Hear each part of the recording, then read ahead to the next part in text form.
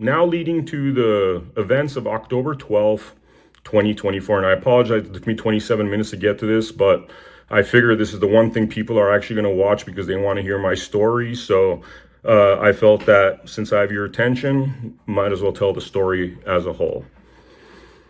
And so in 2024, October 12th, 2024, October 12th, I had a special invite to go to the Trump Coachella rally. As somebody who, due to the content I've produced, around 2022, I started getting multiple death threats, okay? Until this point, I had never owned a firearm, and these death threats were either emailed to me with what I would call heinous pictures depicting violence. Scrabble pieces were mailed to me, one by one, spelling the word dead. And so I became concerned. And many people that are aware that I was getting death threats had seen these Scrabble pieces, had knowledge of these death threats. So in 2022, I went and bought 2 firearms. I bought a Glock. I bought a shotgun. Until today, it is verifiable and true that these guns have never been fired. I have never been to a shooting range. That is literal. I've never been to a shooting range and I haven't shot these guns. But purely for protection, I bought these guns. And not only am I a novice when it comes to guns, I guess ignoramus would be a good way to describe it since I've never shot a gun. I mean, doesn't seem that hard to point and shoot, but I am not I don't have any experience working with guns. And purely for protection, I purchased both these guns. And so prior to October 12th, every time I would go to a Trump rally, and most of these were in Nevada or states that are certainly not California, I would tell the police officers out of courtesy that, hey, my name is Van Miller. I work closely with the Trump campaign and individuals within the Trump campaign. I'm just letting you know that in the trunk of my car, I have 2 firearms.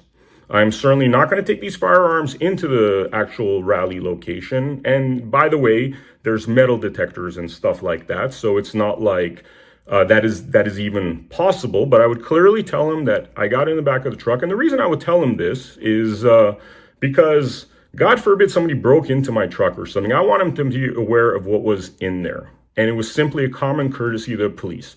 Furthermore, for anybody that does research on my 2022 campaign, they will see that I was a staunch supporter of the police. And I thought all this defund the police nonsense was purely that. It was nonsense, And my point of view on the topic is it's not a matter of defunding the police, but it's a matter of getting rid of the corrupt police officers, just like it's a matter of getting rid of the corrupt government officials that have plagued this nation, as opposed to defunding anything. I'm not one for defunding government. I'm not anti-government. I'm not one for defunding the police, but I am definitely one for introducing a much better quality of officials and police officers than currently exist. And what happened on October 12th is a prime example of that. And probably the reason that God put me in that situation in order to be able to expose really what's going on. And so every time I've gone to a Nevada rally and notified the police, it's been a non-issue. They've thanked me for the courtesy of notifying them. They've said, obviously, you can't take your firearms. I wouldn't even think of doing such a stupid thing. And they've been fine. They've been fine. And the critical mistake I made is, I guess, forgetting the location that I was in California. So I drive up with my special entry pass. And by the way, they're saying I had a counterfeit pass. That's a bunch of nonsense. I could prove that I had a special entry pass directed to me, sent directly to me by officials within the Republican Party of Nevada. I was an actual invitee to that event. So as I'm driving, there's an area where you enter the parking lot after you pass a sheriff. I pull up to the sheriff. I say, I should take that back. I'm not 100% sure he was a sheriff. He was wearing a sheriff vest, but a lot of those individuals were. And my assumption is that not everybody there was a sheriff. They were just trying to indicate that they worked with the sheriff's department. And so I drive up to this sheriff and I tell him that, in full transparency, I just want to let you know in the back of my truck, I got, 2 lawful firearms, purchased lawfully, registered lawfully. And I'm just letting you know that that's back there as a courtesy, which is a courtesy that I always do. That police officer asks me to pull over. So I pull over, and just so everybody's clear out there, it's not like they found that I had firearms or did an investigation, blah, blah, blah. No, the body cams and the evidence will expose and reveal that I myself drove up to the sheriff and gave him the common courtesy and respect of letting him know about the firearms I had in the back of my truck. At this point, they make me pull over. A police officer comes to my window. And what I have to say about this particular moment is that knowing how some police officers behave, and I'm indicating that they behave in a fashion where they seem to not understand the laws and the Constitution, I'm usually more armed and alert. But when I was arriving there, I wasn't feeling well. I have certain health demands, I guess you could say, that require me to regulate my blood sugar level and also require me to have basically my water bottle, which I'll put a couple of different supplements in there that whenever I'm having issues and I feel like my blood sugar is all over the place, I drink some of that stuff and it helps me to regulate it, right? At this moment, I certainly wasn't feeling great. I wasn't at my sharpest. And when this police officer came to my window, I rolled the window down and he asked me to get out of my car. I got out of my car. He asked me to turn around, put my hands behind my back, which is what I did. He handcuffed me at that juncture. I said, "Why are you handcuffing me?" He said he's doing it for his own protection, which, we could talk about that topic as well, because I don't know ever in the history of humankind where there's been an individual like me that's rolled up and said, "I have 2 firearms in my trunk," clearly indicating that I'm not there to cause any problems. I'm not there for anything nefarious. But nonetheless, this police officer felt threatened when he's the one with the firearm right then and there. But I complied with him. I complied with him because my impression of most Trump rallies was that the police officers there were respectful of the Constitution and appreciated that I was upfront about the lawful firearms within my car. At this point, they put me in the back of a police car, which is scorching hot.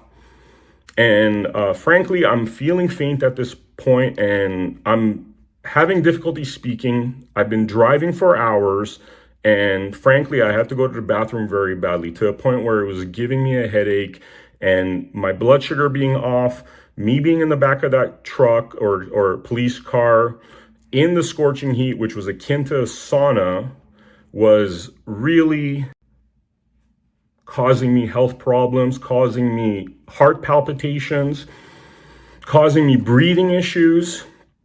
And they just stuck me back there, closed the door in this sauna-like police car.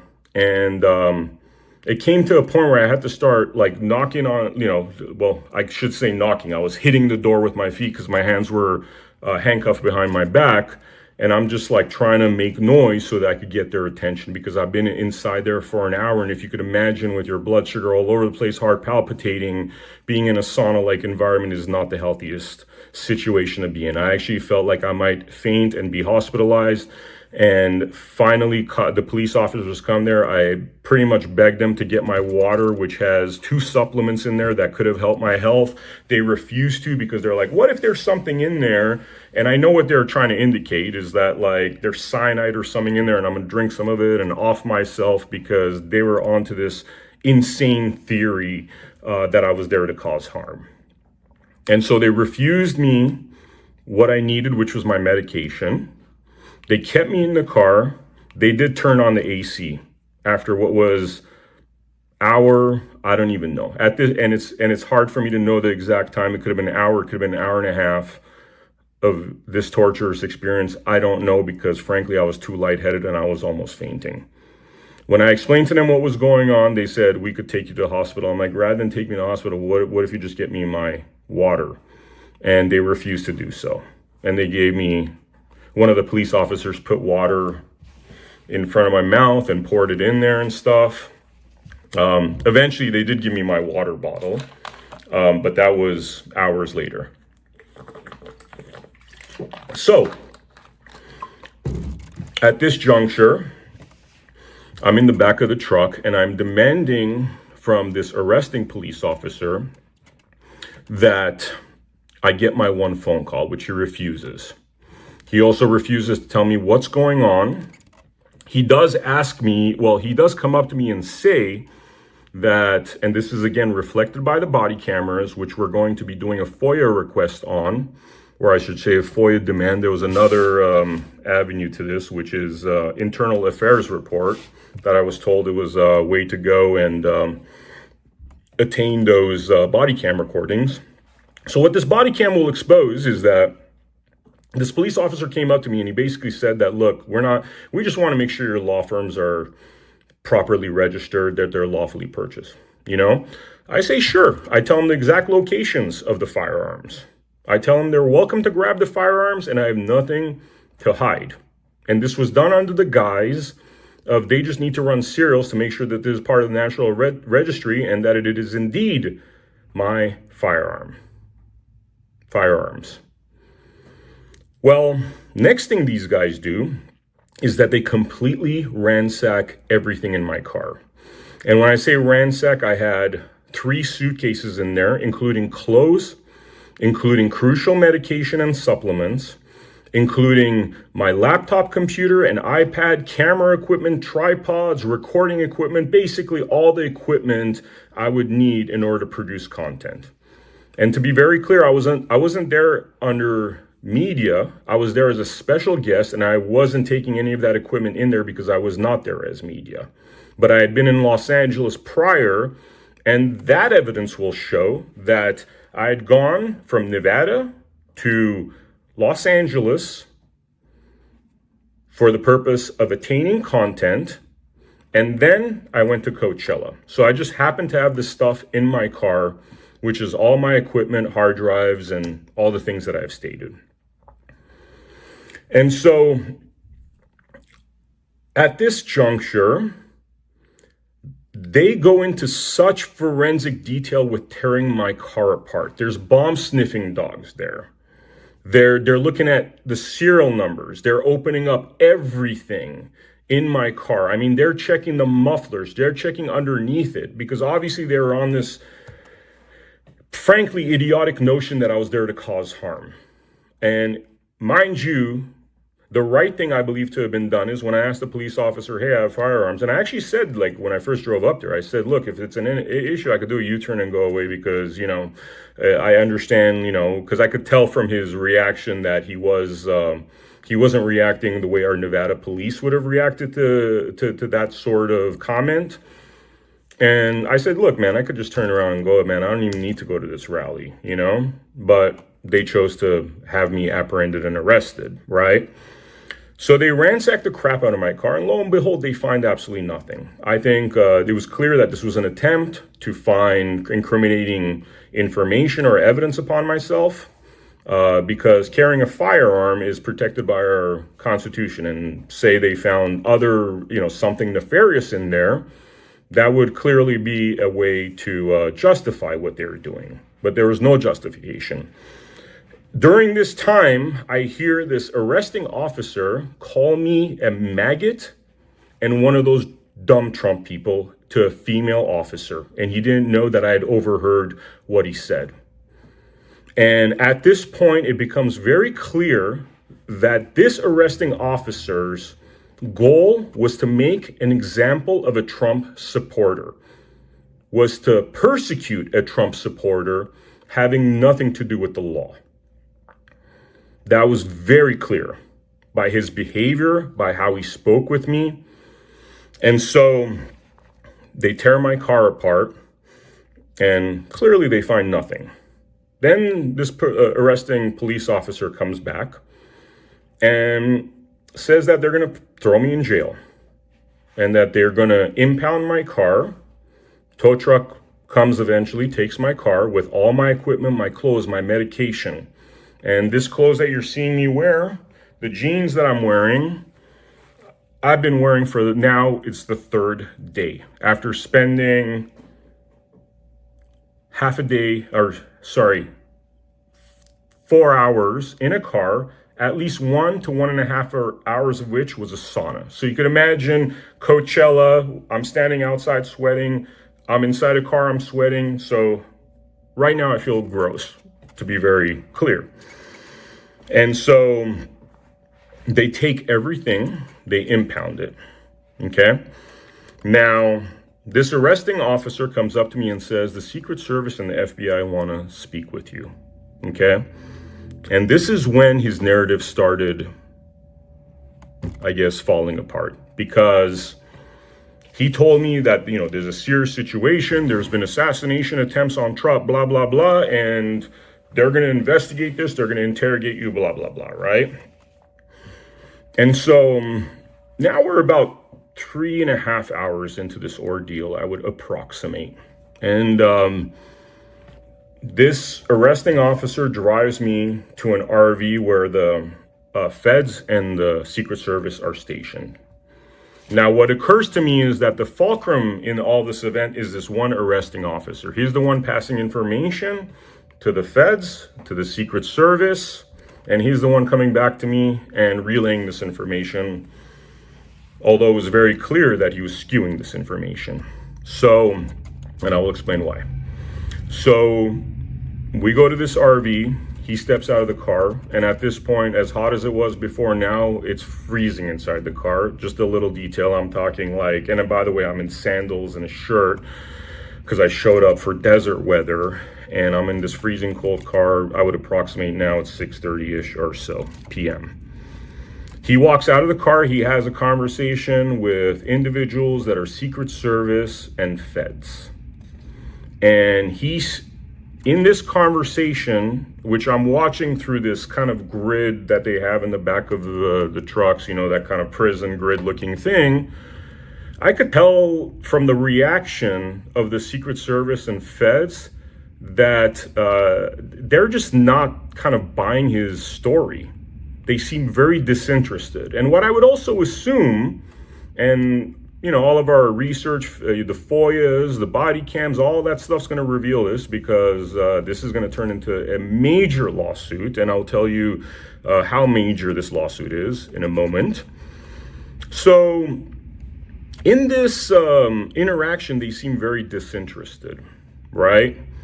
And I could tell that they're not buying his bullshit. I could tell that, these are, you have smart officers, you have smart authorities, and then you have not very smart ones. And I could tell that these guys were a lot sharper than this arresting, fool, I would say. And then he comes in the car and he says, well, they're going to come to the police station and interview you, okay? By the way, at this point, we're, now 4 hours into it, and I've been asking to speak with a lawyer, get my one phone call, and he's refused to do so. Which, by the way, I never got my one phone call. They did not allow it, okay? So I then am taken to the police station, and I'm taken into a room where essentially it's a 6-foot glass barrier between this holding area and where all the police are seated in front of their computers, right? And I'm reading the penal code over there. There's a penal code on the wall that says that immediately upon request by the person that's being detained, they're supposed to give my one phone call. But again, over and over again, this officer refuses. And at this point, since I told you they let me have my water with my supplements in there, now I'm feeling a little bit better, okay? Now I'm feeling the savage come out, because I know what this guy's doing, okay? And so I stand up, and by the way, I'm chained to a bench. So when I say I stand up, I mean, I pretty much stand up in place. And I say, listen, man, this penal code right here. And I read him the penal code, how immediately upon request, I'm supposed to get to speak, to get my one phone call, which I was going to call my lawyer, right? And I say it over and over again. And the FOIA requests and the body cameras will reflect that while I was in that holding cell, I'd approximate an hour and a half, maybe 2 hours. I was repeatedly asking for my one phone call, and this so-called officer was refusing to give it to me, making every single excuse. And so then I turned to the other police officers and I said, listen, guys, because now my brain's coming back, okay? And I understand law much better than most documentary makers and content creators because I've actually studied law. And in fact, that morning I was listening to law classes, which are available on my computer and verifiable before I even drove out, which is like what I do on my spare time. And the reason why I do this stuff is because through doing a lot of content, I've realized that, you know, this officer who I believe is a corrupt and criminal individual who's operating under the color of law, a lot of them exist out there. And after having seen multiple aspects of corruption, some that affected my life deeply. And there's a story to that too, because one of the reasons I even got into this is because of immense court corruption by a woke Canadian judge. I won't get into the details of what happened there, but at this point, I'm going to be sharing all of these stories because I want you to know where I'm coming from and why I chose a certain direction in my life and gave up a very healthy and rising six-figure salary in Hollywood to do this stuff where it's very difficult to make anywhere close to the funds that I'd be making if I decided to dedicate my life to making TV shows and reality shows. And again, verifiable in contracts, verifiable in emails, all verifiable, right? So this officer is refusing to have me speak with a lawyer, but nonetheless keeping me detained. And at this juncture, I see a federal officer and a Secret Service officer come, and this arresting officer takes him into the room in the corner. They have a private conversation, which I approximate lasted about 15, 20, maybe 25 minutes. So then the arresting officer comes out with the Secret Service agent and the federal agent. And they come there and they come up to me and they say, you know, one of them says, sir, do you mind answering some questions? And I say, look, and this is, by the way, again, 100% reflected by the cameras within that station. I say to them, you know, I'm perfectly fine answering any question, but could we do it like this? I haven't had my phone call yet, and now we're 6 hours into this ordeal or more, and these are all approximations. And, I'd like to tell you everything, but let's kill two birds with one stone. This is a very traumatic experience that I've had due to this so-called police officer. And what I like to do is I like to have you guys sit down, and I want to call my attorney. And to my attorney, I'm going to recite the point-by-point story, just like I'm reciting to you guys right now. And you'll hear that whole story, and we'll kill two birds with one stone because I won't have to go through telling that traumatic story twice. And then you could ask me any question you want, and I will be perfectly willing to answer any question that you have.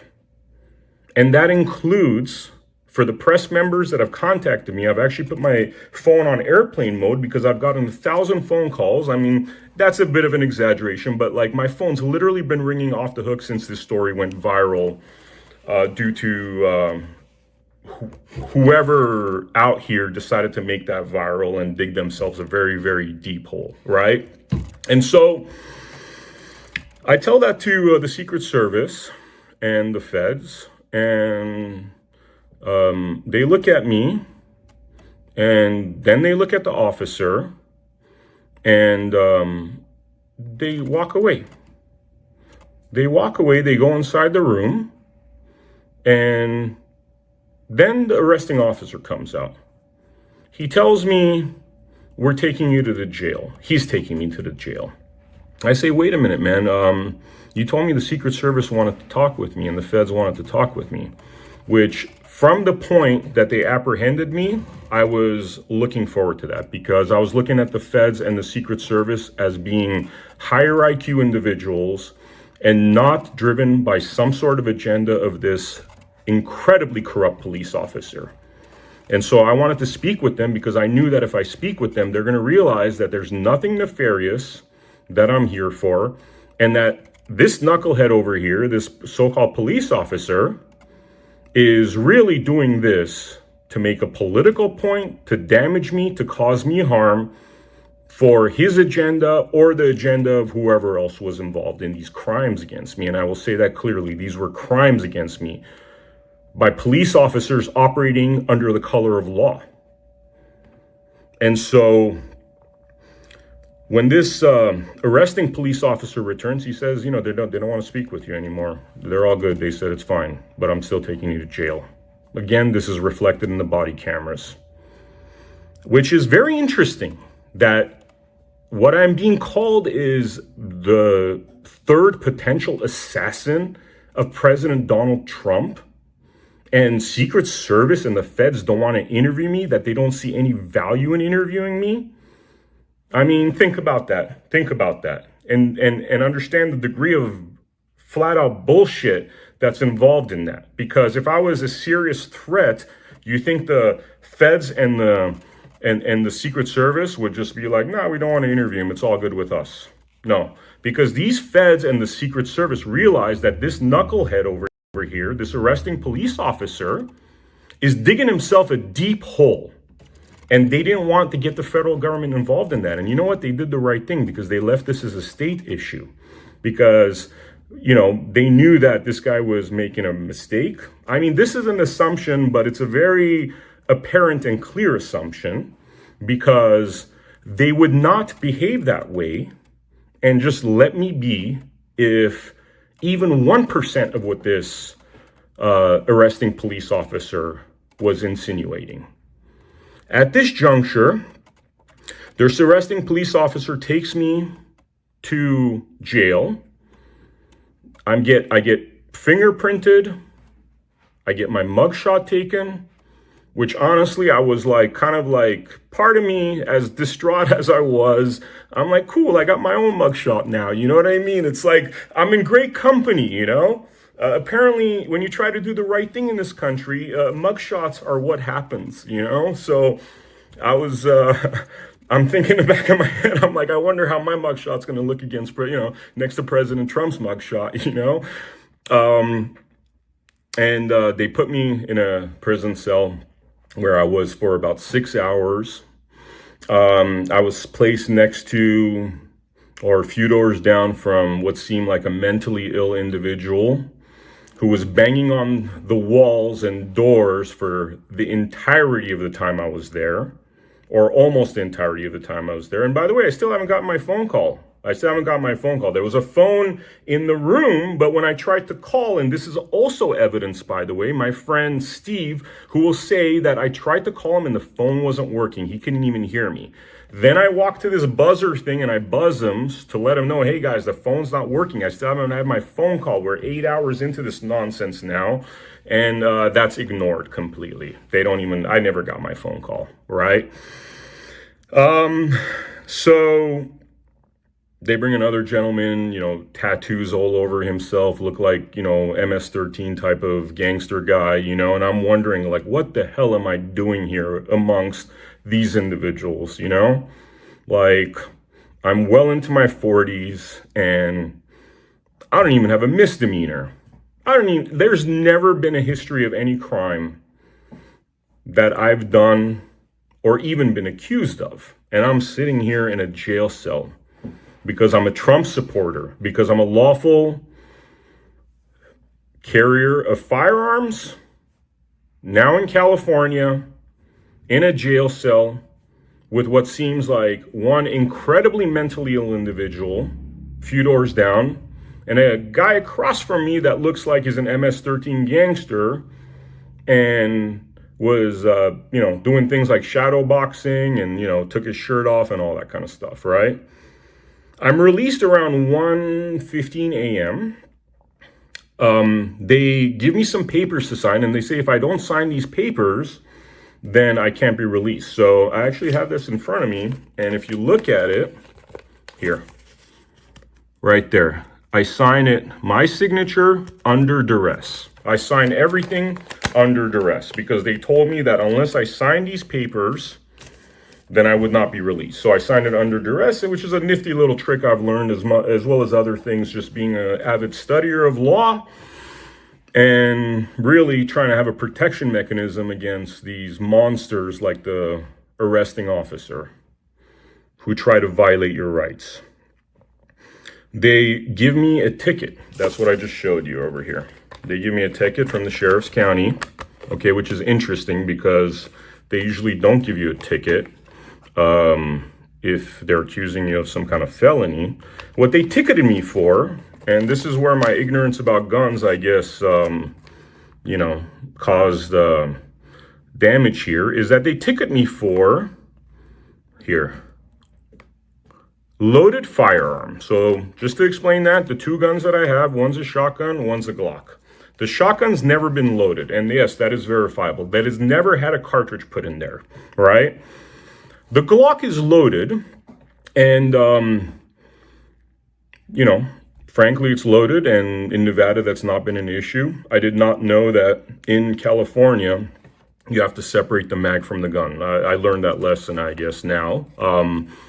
And then the other thing that I had no idea about, and again, the Glock has never been shot, which is verifiable. I've owned this since 2022, and never been fired once.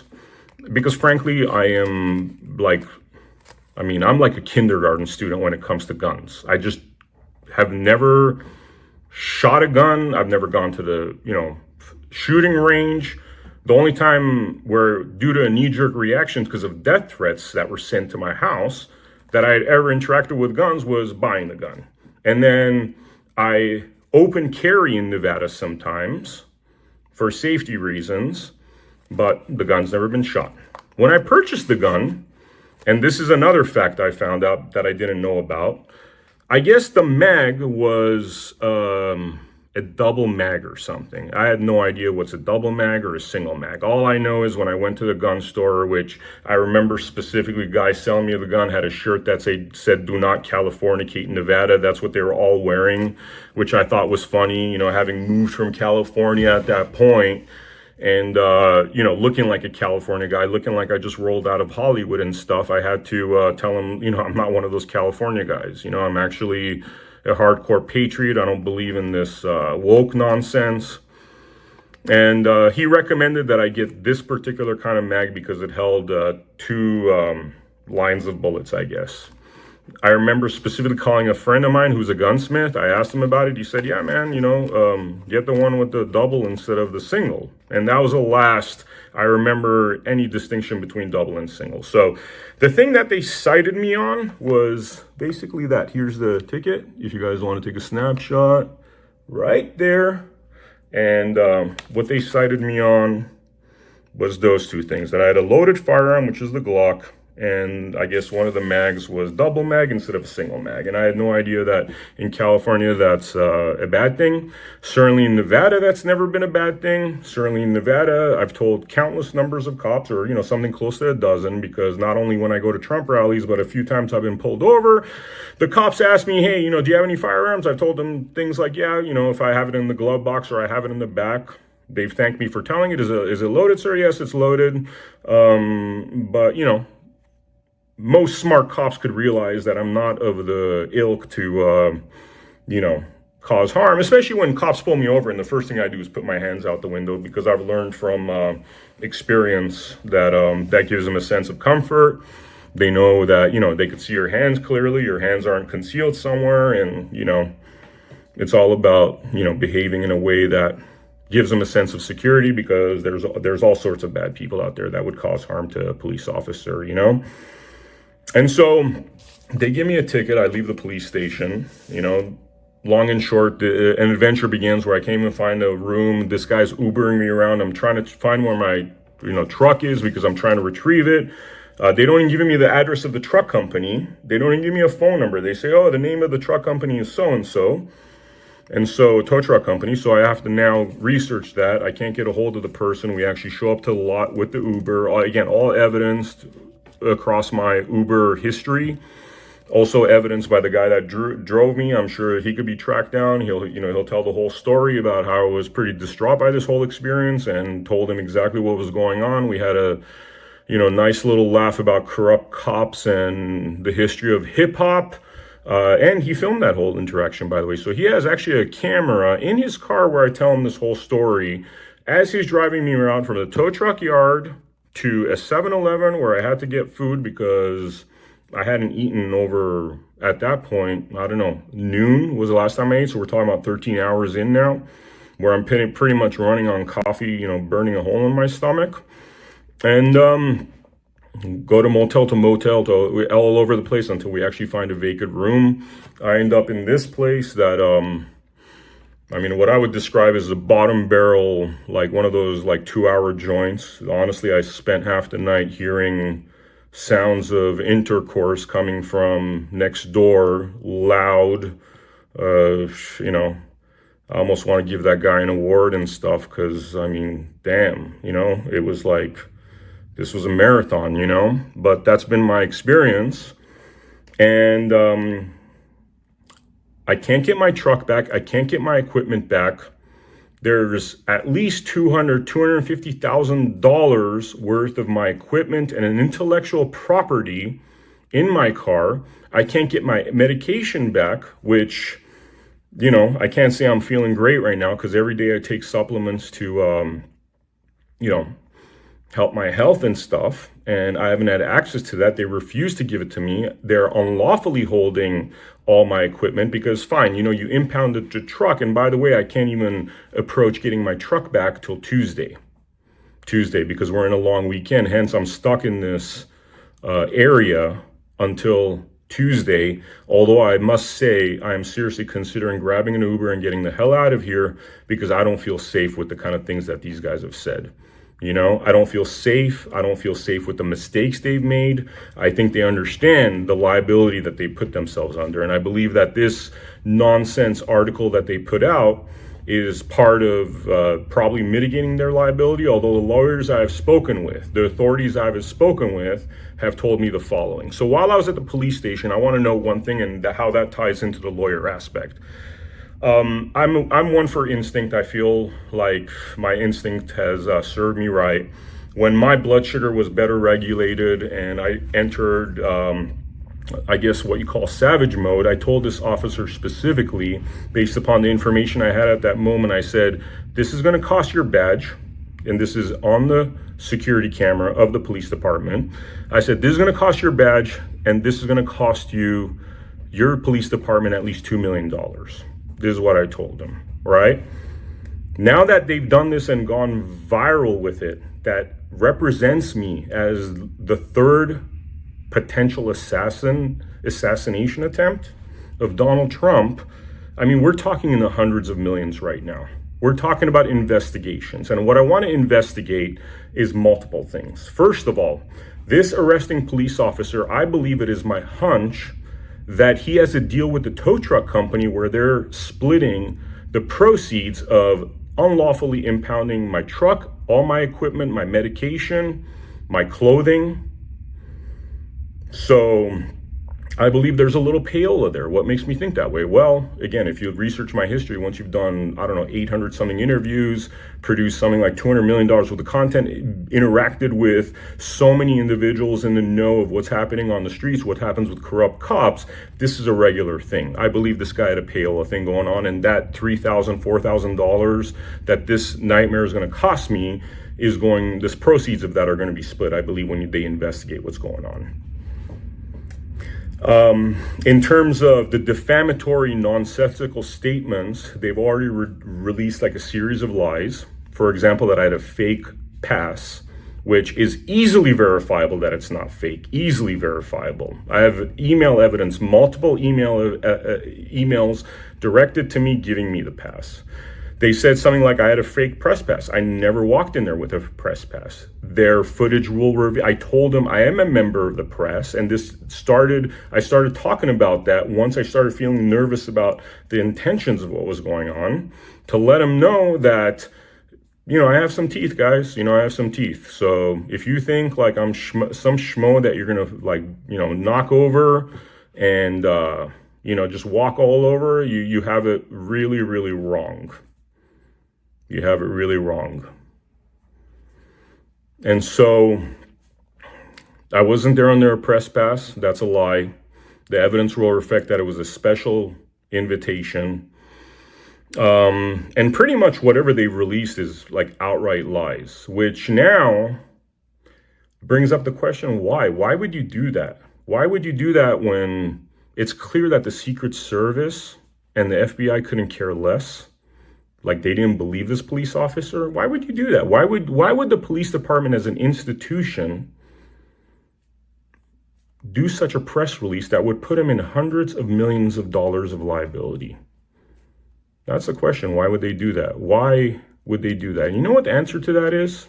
I kind of started off with this story, The answer to that is because, frankly, the agenda of America Happens has never been about a political party, has never been about any specific individuals. It's always been about the Constitution and the lawful course, and ridding our government and police departments and judicial ranks of corrupt individuals that operate under the color of law, that are basically criminals using their power under unlawful circumstances for unlawful reasons, right?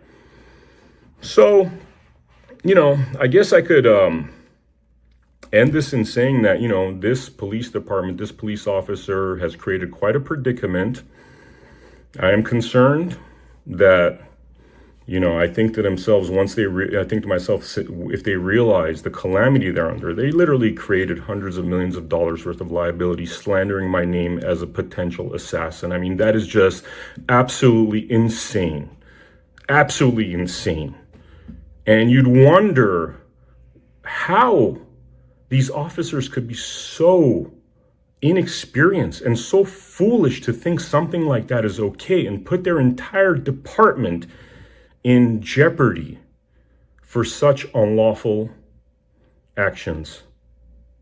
And so I end this with saying that everything you've heard coming from these police departments is an absolute lie. Everything I've told you is 100% true and verifiable by the evidence. And frankly, I like to look at things like a blessing in disguise, right? Since I started, I've always been a devout Christian. I've always tried to follow in the path of Jesus Christ. And what I will say is, in doing that, I've started to look at the world very differently, especially as I've gotten closer to Christ over the last 2-3 years doing the work that I do. And frankly, some of these difficult moments are actually a blessing in disguise, because I was never one for the money, but I certainly think that the mistakes these officers made in operating under the color of law, frankly, just made me an ungodly amount of money. It made me an ungodly amount of money. Nothing that I was seeking. I wasn't seeking to do this and be on camera. Frankly, I never wanted to be in front of the camera. And the only reason I did that is to forward the agenda of America Happens. I put myself in front of the camera. I was always, my entire career, a behind the camera person, and that's verifiable by the evidence. And I just never thought that this is how our network was going to get a lot of attention, So I am seeing beyond the silver lining. I'm seeing the work of Christ in this moment. I truly am. Because what they did was a gross violation of our constitutional rights. To think that they think that in California, they could have a whole series of different laws in our Constitution. And I know this is going to draw a lot of attention to that fact of why they have these silly laws where, you can have double mags, only single mags, and you can't have it loaded. You know, it's like the right to bear arms, man. It's fucking pretty clear. Right to bear arms, okay? Not right to bear arms if, but that's what they've done in California. This is going to bring a lot of attention to this problem. It's going to bring a lot of attention to this lawsuit, and it's going to bring a lot of attention to corrupt officials operating under the color of law. One other thing that I want to state, I did do one interview thus far, even though I've been contacted by, every press outlet out there. And frankly, I have this phone on airplane mode because I wouldn't even be able to get 1 minute into this without phone calls. And one of the accusations was that I am part of an anti-government right-wing group. And what I told the reporter is what I will tell you right now. That is a nonsensical statement. Government is an inanimate object. Government is not, it's not possible for government to be evil. It's not possible for government to be good. It's not possible for government to harm people. It's not possible for government to do nefarious things, good things. It is an inanimate object, like this bottle right here. So the term, I'm part of a right-wing anti-government group, is absolutely ridiculous. It doesn't make sense. Okay? So that's one thing. The other statements that I've made is that I'm a sovereign citizen. And again, these are the statements of people that are simply not educated and not smart enough to understand what they're saying. Because if you search the root words and the lineage of words like sovereign, which I believe dates back to, sovereign and citizen date back, potentially a few thousand years. If you actually look at what does sovereign and citizen mean, they're like opposites. It's a misnomer. It's something put out there by obviously individuals that want to, it's like how they used to call people conspiracy theorists, which now we've realized it's actually conspiracy truthers, Seems like conspiracy theorists have been right about a whole bunch of things. So if you look at the root word of sovereign and citizen, they're opposites. So it's a ridiculous statement. So they've accused me of two things that are not possible. They're not even possible, okay? I am not anti-government. And as I said, government's an inanimate object, not capable of feelings, damage, evil, good, none of it. And if you look at the root words of sovereign citizen, you're talking about opposites. So those two words together make zero sense. So that's my statements about that. I'm posting this on the America Happens Network for all of you to see. And this is my statement. And I verify here that what I've said, unlike what, these clowns have done, is 100% verifiable and true. And they made a big mistake by drawing attention to this matter. And I will leave you with that. Thank you.